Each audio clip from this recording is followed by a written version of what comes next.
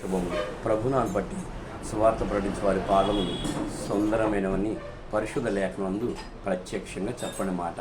ఏంటి సువార్త? సువార్త సువార్త సువార్త శుభవార్త. సువార్త అనగా మంచి వార్త. ఈ రోజున మంచి వార్త చూడడం అంటే అందరికీ ఇష్టం ఉండదు. లోకం నశించిపోవటం, లోకం పతనమైపోవటం, పాడైపోవటం ఈ మాటలు కావాలి. కానీ ఈ రోజుల్లో దేవుని మాట్లాడినప్పుడు చాలా కష్టంగా ఉంది. ఏ పదైనా మనుషుడు 3 కాళ్ళ మీద పరుగులు తీస్తూ ఉన్నాడు. దేవుని పని అంటే మాత్రమే చాలా ఇబ్బంది పడుతున్నాడు, బాధపడుతున్నాడు, దిగులు పడుతున్నాడు, చీకు పడుతున్నాడు, చింతపడుతున్నాడు. హాస్పిటల్లో కనీసం 5-6 గంటలు కూర్చుంటాడు. డాక్టర్ పాదాలు పట్టుకుంటాడు, కాళ్ళు పట్టుకుంటాడు, చేతులు పట్టుకుంటాడు, ఏమేమి చేస్తుంటాడు. కానీ దేవుని సన్నిధికి రావటం మాత్రం మనిషి ఇష్టపడలేదు. కారణం లగ్జరీ జీవితం, వినోదం, విందు, విలాసమైన జీవితం కాలం మనిషి కోరుకుంటున్నాడు.